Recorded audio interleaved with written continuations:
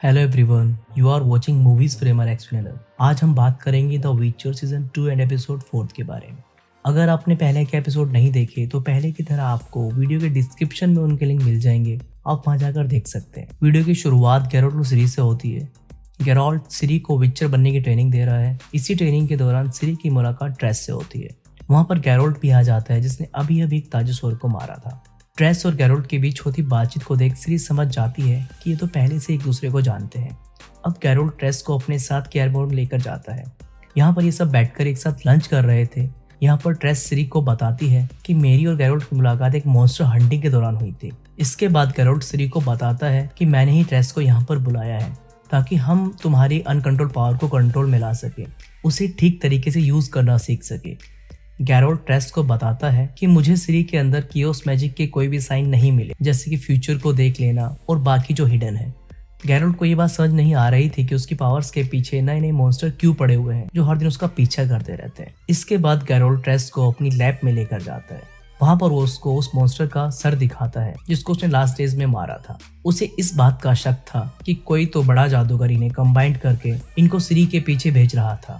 इसके बाद ट्रेस ने उसमें से एक छोटा सा हिस्सा लेकर उस पर एक्सपेरिमेंट करना स्टार्ट कर दिया। वो बताती है कि कल सुबह तक पता चल जाएगा कि वो किसी जादूगर ने बनाया है या नॉर्मली अट्रैक्ट होकर उसके पीछे आ रहे थे। इसी दौरान ट्रेस गैरोल्ट के करीब आने की कोशिश कर रही थी, पर गैरोल्ट ने पहले ही जेनिफर को अपने दिल की चाबी दे रखी थी। इसी वजह से वो ट्रेस के करीब नहीं आता। अब सिरी को भी पता चल जाता है कि ट्रेस यहाँ पर मेरी मैजिकल पावर्स को बढ़ाने के लिए आई है, इसलिए वो अपनी रानी वाले पोशाक में उसके सामने आ जाती है। यहाँ पर लैम्बर्ट और उसका दोस्त आकर सिरी का मजाक उड़ाने लगते हैं, मगर इस बात से ट्रेस और गैरोल्ट को काफी गुस्सा आता है। अब ट्रेस सिरी को लेकर लैब में आ जाती है और टाइम भी हो चुका होता है जो एक्सपेरिमेंट उन्होंने लास्ट टाइम किया था उसको देखने। ट्रेस को पता चलता है कि इसमें किसी जादूगर का कोई हाथ नहीं है, पर कुछ तो है जो सिरी को इन मॉन्स्टर के साथ कनेक्ट कर रहा है। अब गैरोल्ट एक ब्लैक पाउडर लेकर आता है जो लास्ट टाइम लैशे मॉन्स्टर से लड़ते हुए मिला था। ये ब्लैक पाउडर स्टेलाइड है और ये स्टेलाइड वही पाउडर है जिससे मोनोलिथ बने थे। इन्हीं सब बातों को सुनकर गैरोल्ट को लगता है कि शायद वो सभी मॉन्स्टर इसी मोनोलिथ के नीचे से आए हों। पर इन सब बातों को सुनकर सिरी अजीब सा बिहेव करने लगती है और जब वो इस पाउडर को छूती है तो उसे एक बहुत बड़े मोनोलिथ का विजन आने लगता है। उसे ऐसा लग रहा था कि मानो वो किसी दूसरी दुनिया में जा चुकी है। अब गैरोल्ट और ट्रेस सिरी से बार बार पूछताछ करते हैं। सिरी बताती है कि जब निल्फगार्डियंस और सिंट्रा के बीच फाइट हो रही थी तो वो वहां से अकेले भाग कर आई थी। उसका एक शख्स पीछा कर रहा था जिसका नाम काहिर था, जिससे वो बहुत डर गई थी और वो जोर से चिल्लाई, जिसके चिल्लाने से सिंट्रा के पास एक मोनोलिथ था वो दो हिस्सों में टूटकर गिर गया, जिसके गिरने से जमीन में दरार आ गई थी। यहाँ पर गैरोल्ट और ट्रेस दोनों ही इस सोच में पड़ जाते हैं कि एक बच्ची के चिल्लाने से जमीन में दरार कैसे आ सकती है। ऐसे इन्होंने कभी सुना नहीं था। उन्हें ये लग रहा था कि उसी दरार में से ये मॉन्स्टर निकलकर सिरी के पीछे पड़े हुए हैं। पर गैरोल्ट सिरी को कहता है कि तुम्हें डरने की कोई जरूरत नहीं है जब तक मैं तुम्हारे साथ हूँ। अब इस मोनोलिथ की पहेली को सोल्व करने के लिए ट्रेस ने गैरोल्ट को टेलीपोर्ट करके एस्ट्रेड के पास भेज दिया, क्योंकि आपको पता ही होगा एस्ट्रेड इन मोनोलिथ पर ही रिसर्च कर रहा है।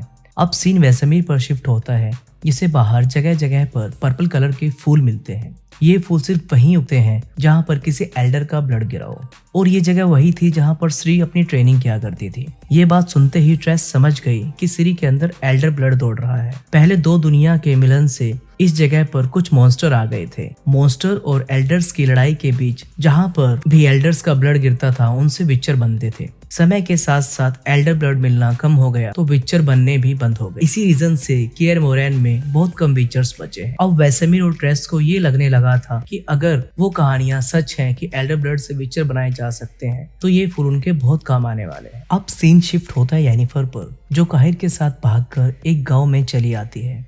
उसे यहाँ पर एल्फ पर होते अत्याचार के बारे में पता चलता है। उनके साथ बिल्कुल भी अच्छा सलूक नहीं हो रहा था। उनके यहाँ पर पहुंचते ही आसमान से काफी सारे पैम्पलेट जमीन पर गिरने लगते हैं, जिसमें ये बताया जा रहा था कि सिंट्रा से एक जादूगरनी भागकर यहाँ आई है जिसका नाम जेनिफर है, और जिसके साथ एक गद्दार भी भागकर यहाँ आया है। अब जेनिफर डिसाइड करती है कि इन सब से बचने के लिए उसे फ्रिंजला की हेल्प लेनी पड़ेगी। अब सीन शिफ्ट होता है वहीं के जगह के एक राजा पर जिसका नाम विसेमीर है। विसेमीर और वैसेमीर में ज्यादा कंफ्यूज मत होइएगा, ये दोनों अलग नाम है। इसके ऊपर एक जानलेवा हमला होने वाला था, मगर इसके जादूगर डिक्स्ट्रा ने इसे मरने से बचा लिया। इसके पास पावर्स थी होने वाले हादसों को पहले से ही देख लेने की। यहाँ पर एक उल्लू भी दिखाई देता है जिस पर आपको थोड़ा सा ध्यान देना है, ये आगे कहानी में बहुत काम आने वाला है। डिक्स्ट्रा विसेमीर से कहता है कि निल्फगार्ड के सिंट्रा पर हमला करने से पहले हमें ही उस पर हमला कर देना चाहिए, उसको अपने कब्जे में ले लेना चाहिए। वहाँ पर हमला करने से पहले इनको अपना दूत वहाँ पर भेजना पड़ेगा जो सारी छिपी इंफॉर्मेशन इनको बता सके। और रात को उसी प्लानिंग के साथ डिक्स्ट्रा उस उल्लू से बातचीत कर रहा था और वो डिसाइड करते हैं कि वो किसी एल्फ को अपना एजेंट बनाकर सिंट्रा में भेज देंगे। और हमें पता चलता है कि वो एल्फ कोई और नहीं बल्कि जिसे हमने पहले सीजन में श्री के साथ देखा था वो डारा था। अब येनिफर और काहिर सिंट्रा तक पहुंचने के लिए सीवर का रास्ता चुनते हैं। यहाँ उनकी मुलाकात दो एल्फ लड़कों से होती है। इनमें से एक इनको बताता है अगर तुम्हें सिंट्रा जाना है तो एक सैंड पाइपर नाम का शख्स तुम्हारी हेल्प कर सकता है। उसने आज से पहले कई लोगों को सिंट्रा में एंट्री दिलवाई है। अब ये चारों यहाँ से बाहर निकलने की बात ही कर रहे थे, तभी वहाँ पर एक मॉन्स्टर आ जाता है और इन दोनों एल्फ में से एक को मार देता है। अब वो दोनों बच्चे एक एल्फ के साथ आगे बढ़ने लगते हैं। अब वो एल्फ इन दोनों को अपने ग्रुप में लेकर जाता है और ये वही ग्रुप था जिसे सैंड पाइपर आज सिंट्रा में एंट्री दिलवाने वाला था। यहाँ पर काहिर को भी पता चल जाता है कि सोडन हिल की लड़ाई में येनिफर ने जो अपना कियोस पावर का यूज किया था उससे उसकी पावर जा चुकी है।